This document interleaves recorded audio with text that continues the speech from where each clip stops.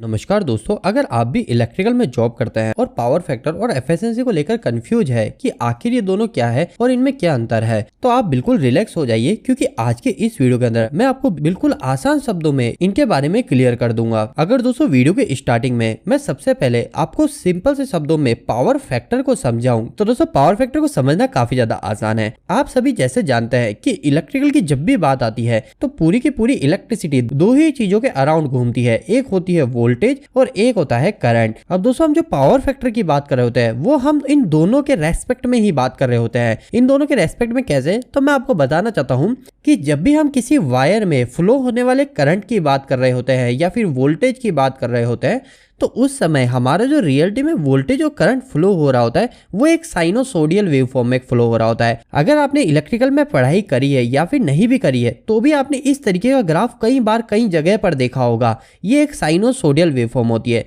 और जब भी हम करंट या वोल्टेज की बात करते हैं तो हम यही दर्शाते हैं कि वोल्टेज हमारा कुछ ऐसे ऐसे फ्लो हो रहा है और हमारा जो करंट है वो करंट भी हमारा कुछ ऐसे ही फ्लो होता है। अब दोस्तों यह जो दोनों मैंने आपको ग्राफ बताया इसको आपको कुछ ऐसे याद रखने की जरूरत नहीं है, बस आपको इतनी सी बात पता होनी चाहिए कि जो वोल्टेज होता है और जो करंट होता है वो दोनों एक वेव फॉर्म में फ्लो हो रहे होते हैं जो कि कुछ इस तरीके की होती है। अब यह जो दोनों वेवफॉर्म में जो करंट और वोल्टेज फ्लो हो रहा है यह दोनों जो फ्लो होता है ये दोनों एक साथ में फ्लो होते हैं। मतलब यह जो वोल्टेज है इस वोल्टेज के रेस्पेक्ट में ही हमारा करंट भी फ्लो हो रहा होगा। और जब यह दोनों वोल्टेज और करंट दोनों एक साथ में फ्लो हो रहे होते हैं मतलब दोनों की जो वेव फॉर्म होती है ये बिल्कुल सिमिलर होती है तो उस समय हम बोलते हैं कि हमारे वायर में जो इलेक्ट्रिसिटी फ्लो हो रही है उसका जो पावर फैक्टर है वो पावर फैक्टर है हमारा 1, मतलब यूनिटी पावर फैक्टर वो सबसे अच्छा पावर फैक्टर माना जाता है।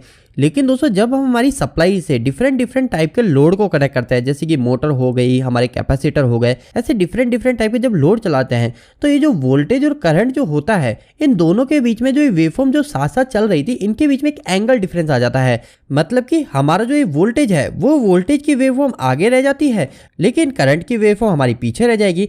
तो इस तरीके से आप देख रहे हो कि इन दोनों के बीच में मतलब वोल्टेज और करंट इन दोनों के बीच में एक एंगल का डिफरेंस आ गया और यह कितना डिफरेंस है इसी को ही हम पावर फैक्टर बोलते हैं। तो आपको क्लियर हो गया कि आखिरकार पावर फैक्टर क्या है। तो पावर फैक्टर सिंपल सी चीज है, हमारा जो वोल्टेज है और जो करंट है इन दोनों के वेवफॉर्म के बीच में कितने एंगल का डिफरेंस है वही है हमारा पावर फैक्टर। और मैं आपको थोड़ा सा अगर प्रैक्टिकल तरीके से बताऊं तो आप सभी ने पावर फैक्टर को कई बार कोस थीटा तरीके से भी डिनोट करते हुए देखा होगा। कई सारी मोटर पे कोस थीटा लिखा रहता है और वहां पे 0.80 लिखा होता है, मतलब इससे पता चलता है इसका जो पावर फैक्टर है वो 0.80 है। कहीं पर कोस थीटा 0.90 लिखा होता है। तो इस तरीके से हमारा पावर फैक्टर लिखा होता है। तो यह जो थीटा है ये थीटा हमें किस बारे में बताता है, ये थीटा का मतलब होता है हमारी डिग्री। और डिग्री किस चीज की, तो हमारा जो वोल्टेज है और जो हमारा करंट है इन दोनों के बीच में कितना डिग्री का डिफरेंस है वही डिग्री अगर आप यहाँ पे डाल दोगे, जैसे मान लो वोल्टेज और करंट के बीच में 20 डिग्री का डिफरेंस है तो यहाँ पे आप थीटा की जगह कोस 20 कर दोगे तो कोस 20 की जो वैल्यू आई वही होगा हमारा पावर फैक्टर।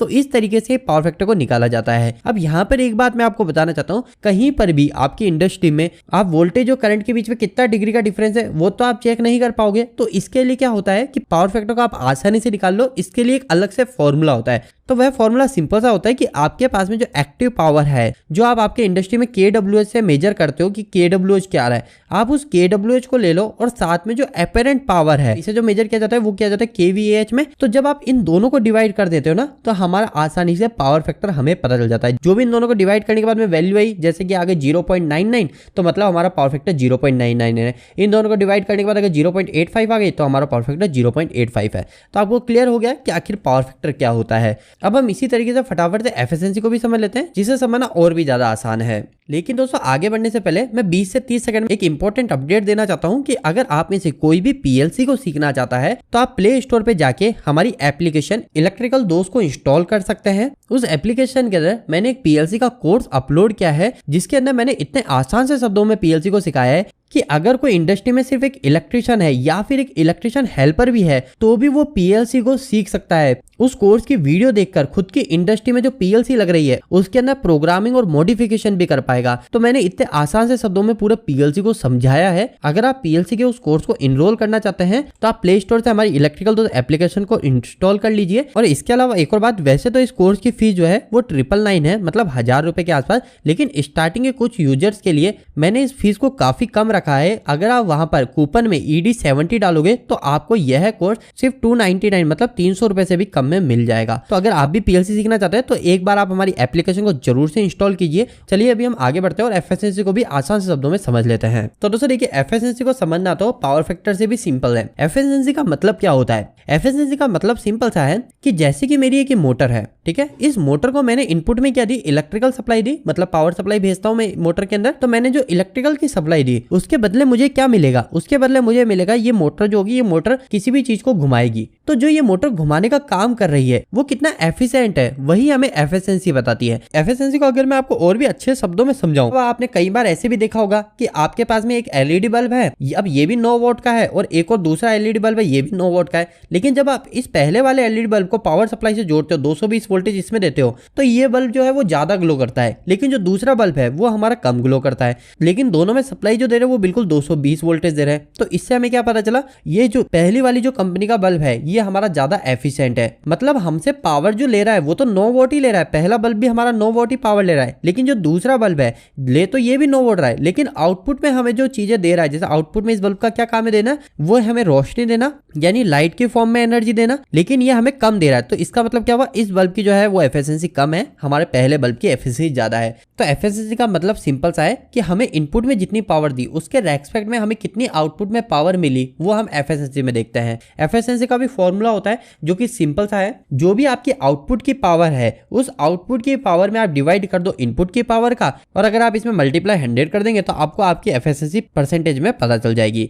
तो दोस्तों उम्मीद है आपको क्लियर हो गया कि एफिशिएंसी क्या होता है, और पावर फैक्टर भी आपको क्लियर हो गया होगा कि जो कि था कि वोल्टेज और हमारा जो करंट है इन दोनों की जो वेव फॉर्म है इनके बीच में कितना एंगल का डिफरेंस आ गया वो हमें पावर फैक्टर में पता चलता है। और साथ ही में एफिशिएंसी का मतलब हुआ कि हमारा जो इक्विपमेंट है इस इक्विपमेंट के अंदर खुद के कितने लॉस है वो हमें एफिशिएंसी में पता चलता है। तो चलिए आज के इस वीडियो में इतना ही रखते हैं, और जाते जाते मैं वापस से बताना चाहता हूं, अगर आपको PLC का बिल्कुल भी नॉलेज नहीं है, आप सोचते हो PLC सीखना बहुत ज्यादा मुश्किल है, तो बिल्कुल ऐसा नहीं है। PLC सीखना बहुत ज्यादा आसान है। आप प्ले स्टोर से इलेक्ट्रिकल दोस्त एप्लीकेशन को एक बार इंस्टॉल कर लीजिए, और वहां पर जो इंट्रो वीडियो है आप सिर्फ एक बार उस वीडियो को देखिए, आपको क्लियर हो जाएगा PLC सीखना कितना ज्यादा आसान है। साथ ही में अगर आप कोर्स परचेज करें तो ED70 जरूर डालिएगा, क्योंकि स्टार्टिंग के कुछ मेंबर को मैं ये कोर्स सिर्फ 299 रुपीज में ही देना चाहता हूँ। चलिए आज के इस वीडियो में सिर्फ इतना ही। वीडियो कैसा लगा प्लीज हमें एक लाइक करके जरूर बताना। इस वीडियो के प्रति इलेक्ट्रिकल जुड़े कोई सवाल रह गए तो आप मुझे नीचे कमेंट बॉक्स में कमेंट करके पूछ सकते हैं। इलेक्ट्रिकल पसंद करते हैं आज हमारे चैनल को सब्सक्राइब कर लीजिए। आज के लिए इतना ही, धन्यवाद।